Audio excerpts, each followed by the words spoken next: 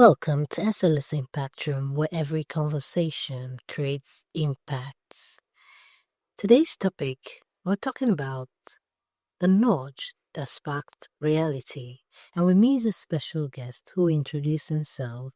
But first, I want to ask, from PMO Analyst to Security Supervisor, how did your journey through structured projects, unpredictable construction sites, and volatile plant operations reshape your understanding of planning, risk, and situational judgment? I want to thank you for giving me the honor to be invited to your podcasts. Actually, I've been following for a while, and it's quite interesting and educative and quite revealing, inspiring also. It's a big honor on my part for being invited to be part of the show. I really appreciate that. My name is Israel Adeyemi, a Nigerian by birth, but living here in the United Kingdom. I'm from Oyo State, Atiba local government to be precise, and I'm the founder and director of Keys and Gates UK Limited, a security firm here in the United Kingdom. What core skills shape how I operate today? That's an interesting question. Well, actually, my PMO background taught me structured thinking, very valuable, documentation discipline, risk anticipation, and stakeholder management and communication. Even today, I don't approach problems emotionally. And that's why, if I may say, some people say my heart's too strong. I'm a very cold person. I don't have human feelings. I do. I'm the most nicest person you can meet, but quite principled when it comes to my profession.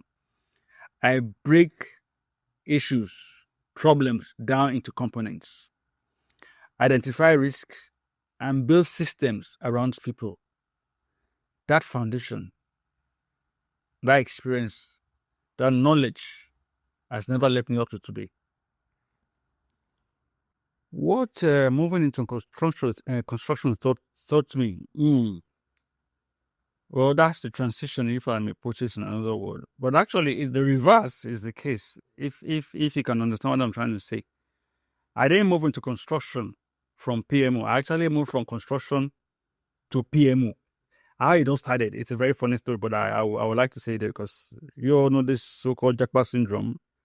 And when I got to United Kingdom, I actually came from a master's degree, which, to God be the glory, everything is all put into the bag.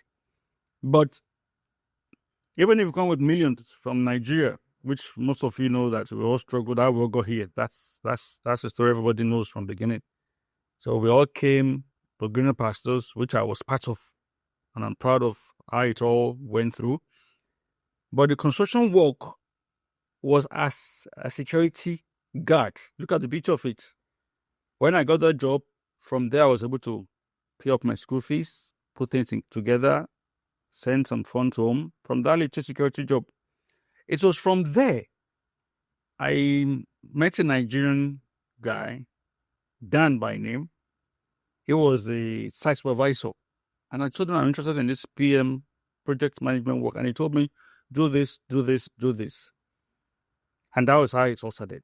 So that journey of that security guard took me to PMO Analyst, project management. Now brought me back into retrofill, which is insulation and energy, because of this Go Green campaign we had. So it's a journey that has just been merry-go-rounding around each other. But it's been quite interesting and beautiful because nothing has really changed much.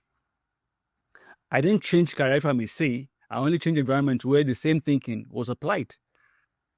The tools changed, but the mindset never changed because I had a goal. I want to be a professional. I want something meaningful. My take-home pay was, yes, a driver, a motivator.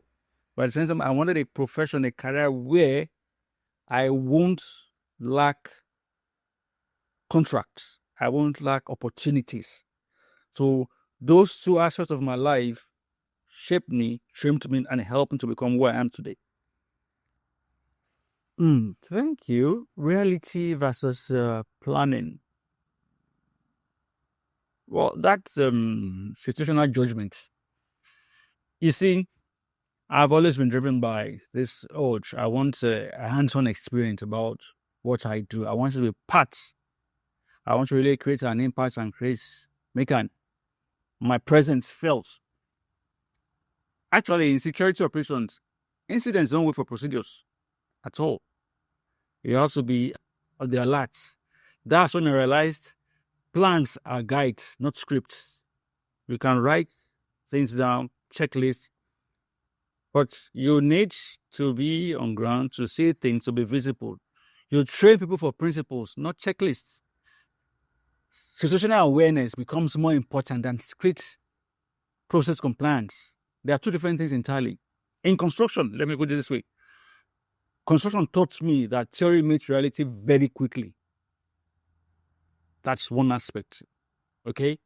A checklist is useful until a human factor shows up. Because yes, put that alarm there. Make sure that door is locked. Until you see somebody who's ready to jump that fence.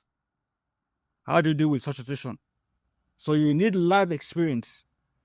While in security is where planning meets how do I put that word? Something we're not prepared for, predictability. I'm sorry, I have this three sections somehow, and I don't want to be fast about it. You see, you don't follow plans in security, you follow principles. But be very careful. Okay? Incidents don't wait for procedures. Because things can anything in security, anything can happen any minute.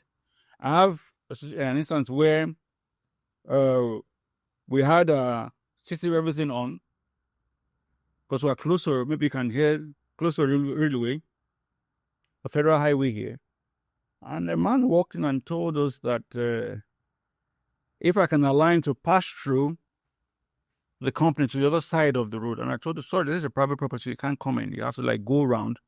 He said, no, I shouldn't worry. It's kind of safe. You just want to get the shortcut to where it's going. I said, I'm sorry. It's not advisable because that little shortcut you say is under a high tension, a prohibited zone. So I was able to tell the guys, can you walk him out of the gate? Which they did. But do you know, my dear, that the following day we heard on the news that there was some sabotage in some railway lines, that some individuals went to lie down on the railway line to disrupt traffic. I think there was a protest they were preparing for. You understand? So you have to be very careful. Yes, you can say, don't do this, but being on ground, ability to justify or quickly make that situation what it is very, very important. So there are two different things. PMO taught me, put it down. But in security, the reality is there in your face. And any little mistake can cost millions. It's that happened. It has happened. Well, common patterns across these different industries are that, look at it, they're all about risk management. PMO manage project risk. Construction manages structural and safety risk. Security manages human and operational risk. The context changes, but the discipline of identifying, mitigating, and monitoring risk is identical. So it's all the same. That is why I'm able to fit in, whether it is building projects or people, it's all risk control. Different industry, same discipline, identify. So I realized I was never changing jobs. I was refining the same skill, which helped me. So you might find yourself at times in life doing what you really don't understand. Because there was a point in my stay here, I asked myself questions. What exactly do I want to do? And those triggers came when I was on the train. There was a day I saw a man, military dress. I was going to the office, military dress and suit, clean. And this construction guy, a painter, I think, dirty, tired, with boots, with mud, everything on him, paint all over, was also in the train. And this just 2 seats. This man on suit, neatly dressed, cute, I think must be a CEO or so. He asked the man to come and sit close to him. And I felt your profession is what you make it to be. Okay? That day I told myself, you are what you think you are. If you feel your job is not good enough, people will take you to be not so good enough. So I was proud, and there was a lesson that stuck in me. That day I gave myself a rethink. Because yes, I was going to the office, completely dressed, I enjoy what I look like. But that inner satisfaction was not there as a PMO analyst. I wanted something more engaging, something more. So I gave a second thought. That day, it was a defining moment in my life. That's what I saw in that train. But my leadership philosophy has been a process of grooming, time series grooming. Because now I find myself that I lead with system thinking and human understanding. Because I've been able to understand how to relate issues with people around me, my subordinates, and my fellow colleagues. From PMO, I learned structure. From construction, I learned practicability. And from security, I learned unpredictability. Anything can happen anytime. You have to be on the alert. Okay? Don't be relaxed about it. When it seems everywhere looks okay, that is when you need to be very careful. So you have to be on the alert at every point in time. And you have to make extra room to in case what you prepare down does not go the way it's going to, because humans are unpredictable. Risk can come in any form. So you have to be prepared. So my decisions balance process, reality, and people. I lead with system, but I manage humans. Process guides the team. Judgments save the day, just like what I said earlier about the state of the railway, sabotage everything. And good leadership knows when to follow the book and when to close it.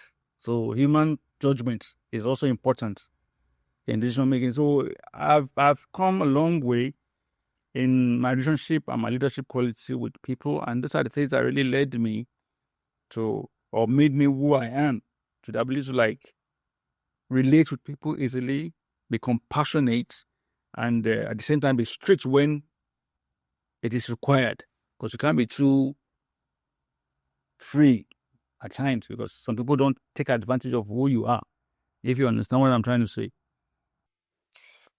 Thank you so much for that answer. Well, I want to ask again, what specific frustration as an employee pushed you to become an employer of labor? What led me to forming my own company? Well, in all honesty, I didn't start the business to be a boss. No. I started my business to fix what I saw wasn't working as an employee. Okay, I built the company I wish I had worked for, which is a fact. Because if what I'm building now, I want to tell you that I'm more employee-centered, employee-focused, welfare. I'm positioned to come from experience, not theory. Because expectation is so high. To those of us who are here working under some Nigerian companies, Nigerian directors, Nigerian company owners, they will understand what I'm trying to say. There is much exploitation. There is much intimidation. Okay? And those are the things I saw that really pained my heart.